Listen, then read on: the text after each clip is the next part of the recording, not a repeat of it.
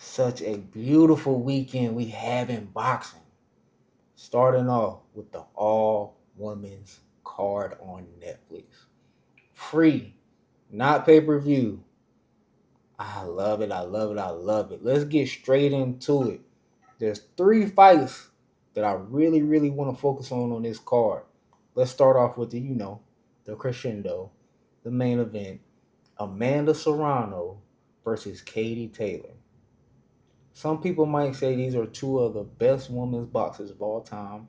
I may disagree, but what I can agree on is they have put on two of the best women's boxing fights I've ever seen.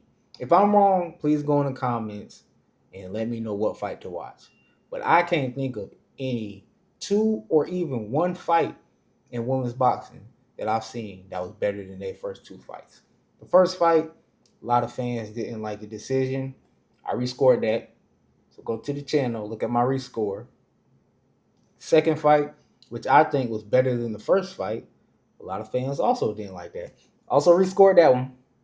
Go to the channel, look at the rescore. But anyway, let's get on to the third one. Coming in this week, you would think, it's going to be the exact same fight as the first two because Amanda thought she won both the fights and Katie did win both of the fights. So they're probably not going to change anything. But I looked at MVP Uncut on YouTube. I also looked at the Netflix documentary or Countdown or whatever it's called that they have on this fight. And I've noticed some things with Amanda that has changed. For one, she doesn't run. I didn't even notice that. I never knew that. But she did run this camp. She puts the heart in running. But they said in other camps, she usually does not run, which is insane. Because for the most part, she's in shape. Of course, she's tired at, the last couple of rounds, but nobody's going to be fresh after those grueling fights. Another thing is she got a nutritionist this fight. Never had one in the past. Probably due to money, but now she's making good money. So she got a nutritionist. And that makes me think that they might be working on other stuff in the ring, which is good to see. Because you don't want to go out there doing the same exact thing. You lost both of the fights. So you got to do something different. What I think the keys of victory are, tying up your defense just a tad bit. Defense isn't bad. The judges, like Katie's offense better than yours. I don't know why, but they do. So that's one of the first keys to victory. Second key to victory, I think, is you got to jab with more intention. Sometimes she jabs with intention, but most of the time it's just a range fighter and she just paws it out there to throw her left. She's telegraphing. It is what it is. I think jab with more intention.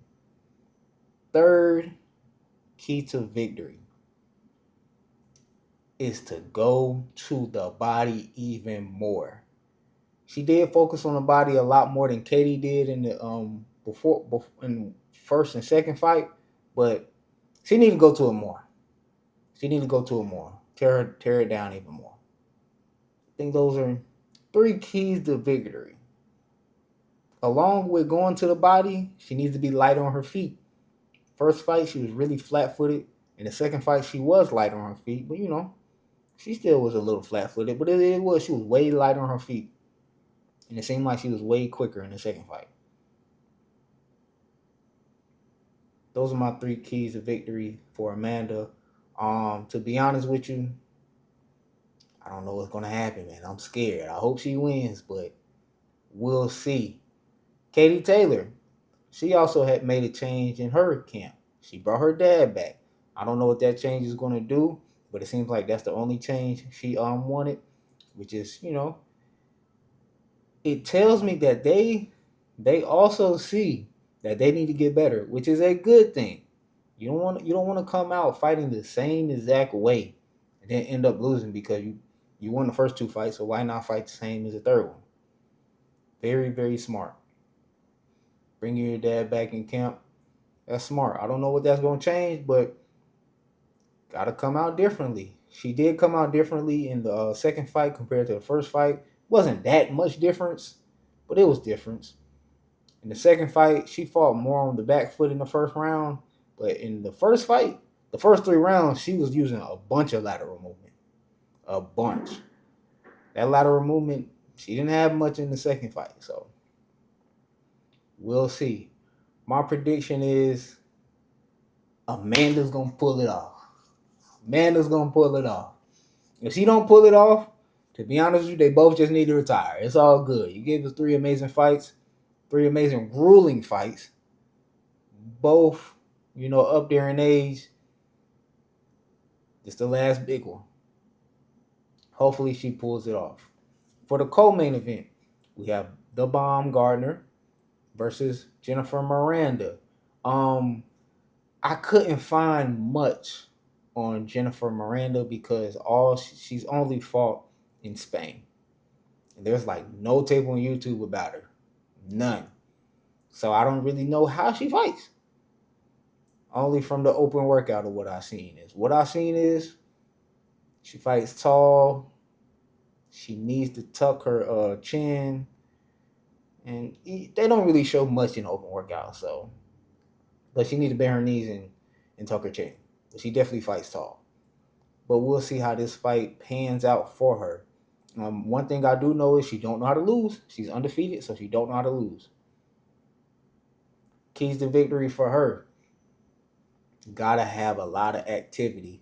Alicia Baumgartner, she takes, some time off sometimes in rounds. I don't know if she's tired or what, but she slows the pace down. You got to keep the pace up and got to be prepared for defense. Please have your defense perfect because she can punch. Jennifer Miranda can't punch, but Alicia Baumgartner can punch. So the 2 keys to victory is up your activity if it's not already high. And 2, please have good defense. Please have good defense. For the Bomb, she's coming back. She had maybe 2 years off? And then she had a fight that was a no contest. So it's really more than 2 years off. Because she only fought that fight in, I think it was like 2-3 rounds, no contest. So she had a long time off. Hopefully she's still the same Alicia Baumgartner. She still has all the belts. So we're going to see what happens. But the keys to victory for her is, of course, slow down the pace, which she's perfect at. She's good at slow down the pace. Get on your jab and get on the inside because it seems like Jennifer Miranda is very taller than you. So get on the inside and throw your haymakers. Set up your right hand, set up your left hook. You got good power, so just set everything up. You'll be all right. Miranda doesn't have power. I don't know if she has a lot of activity, but we'll see. The other fight that I'm really, really excited about, which might end in a knockout, is Savannah Marshall versus Shadasia Green. It's one of the ones. It's going to tell me about Shadasia. I already know about Savannah. I know what she can bring to the table. But Shadasia, it's just something about it. She really don't, I don't know, man. I ain't seen it yet. I ain't seen it. But she does have good power. She does have good footwork. She got okay defense. It's all right. But, I got to see more, man. I got to see more. If she can beat Savannah Marshall and even knock her out, then I'll put her on that pedestal. And, hey, maybe you can even get that Clarissa Shields fight. Who knows? But the keys to victory for Shadasia Green is, for one, you got to be on the inside. Savannah Marshall's way taller than you. 2, you got to up your activity. Up your activity. In the past Shadasia Green fight, she doesn't have good activity. She's a good counterpuncher. That's what she is. She's a good counterpuncher.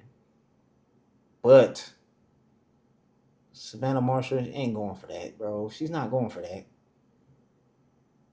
Up your activity and be on your defense. Simple. It's real simple. It's real simple. Maybe you can knock her out. But the most important key to victory is upping your activity, man. If y'all seen the past Shadasia Green fights, she don't really got much activity. And the fight she lost, she was doing good. She was doing good, but she got outworked. Simple as that. Because she don't got a lot of activity. On to the Savannah Marshall side. We know what she can bring. Only person she lost to is Clarissa Shields, the GWOAT. It's understandable. It happens. But she's 6 feet. Shadasia Green's 5'8". So stay on the outside. The second key to victory is keep Shadasia, hesitant. Keep Shadasia hesitant. Which also could be upping your activity too, but she got good activity. She knows how to box. Simple as that. She knows how to box. If Savannah Marshall really lands her punches, it's a wrap. Another fighter that I'm really looking out for on this card, she's in the prelims. I can't pronounce her last name, but I know her first name is Tam. Tam Thibodeau or something like that. Thibodeau, something like that. She's from Canada. I think she's in the middleweight division. She might be one of them ones. She might be one of them ones. She's real tall and lanky. And she looked like she got some pop behind her punches. So I can't wait to see her fight in her third official pro fight. That's all I got. Don't forget to comment, like, and subscribe.